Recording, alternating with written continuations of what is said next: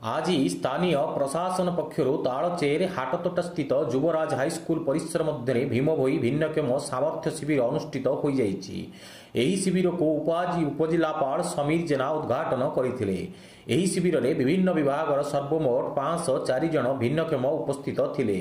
सेथि मध्यरु आखि विभाग ग्रामांचल 53 जन होइथिबा बेले पौर परिषद 5 जन, अस्थितल्य विभाग ग्रामांचल 140 जन होइथिबा बेले पौर परिषद 28, आखि कान नाक गला ग्रामांचल 71 जन होइथिबा बेले पौर परिषद 8 जन, भेषज विभाग ग्रामांचल 30 जन होइथिबा बेले पौर परिषद 5 जन, शिशु विभाग ग्रामांचल 50 जन होइथिबा बेले पौर परिषद 2 जन, एमआर विभाग पक्षर ग्रामांचल 55 जन होइथिबा बेले पौर परिषद 3 जन भिन्नक्षम उपस्थित थिले बोली तालचेर उपजिलापाल कार्यालय सूचना प्रदान करा जायछि।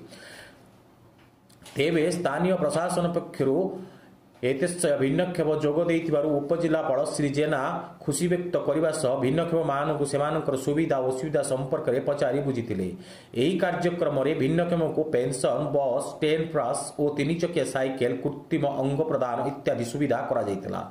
एही कार्यक्रम में समस्त कर्मचारी उपस्थित थिले और उपजिलापाल उक्त कार्यक्रम को नहीं समस्त भिन्नक्षम खुशी व्यक्त करथिले।